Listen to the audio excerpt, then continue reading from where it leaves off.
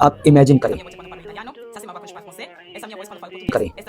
کہ ان زبانوں میں سے کسی ایک زبان میں آپ کے بچے کو کوئی بک ڈنڈے کے زور پر، مار کے زور پر لفظ پر لفظ یاد کرایا جائے اور وہ بچہ پوری کتاب یاد بھی کر لے، لیکن کیا اس کتاب کے یاد کرنے کی بنیاد پر اپنے معاشرے میں، اپنے گھر میں، اپنے ارد گرد وہ کسی طرح کا بھی انقلاب لا سکتا ہے؟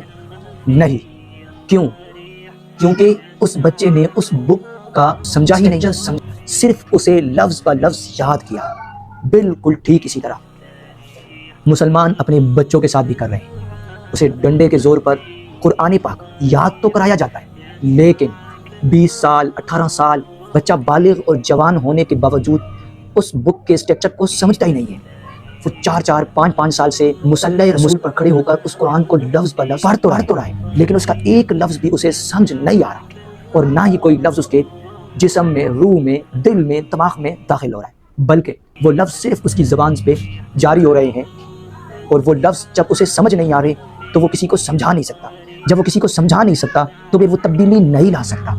تو آپ امیجن کریں کہ اس ملک میں جہاں ہر سال 70 سے 75 ہزار بچے حافظ قرآن بنتے ہیں، پھر بھی اس ملک کی یہ حالت کیسے ہو گئی؟ یہاں اتنے سارے کیسز مدارس میں، یونیورسٹیز میں، کالجز میں، سکولز میں، جہاں لڑکا لڑکے کے ساتھ زنا کر رہا ہے، لڑکی بے حیائی کی طرف جا رہی ہے۔ اس ملک میں یہ حالت کیسے ہو گئی جہاں اتنا زیادہ قرآن پڑھا جاتا ہے؟ تو اس کا جواب یہی ہے کہ یہاں صرف پڑھا جاتا ہے، سمجھا نہیں جاتا، کیونکہ ہمیں اپنے اندر تبدیلی لانے کے لیے اپنے مذہب کی کتاب یعنی قرآن مجید کو سمجھنا پڑے گا۔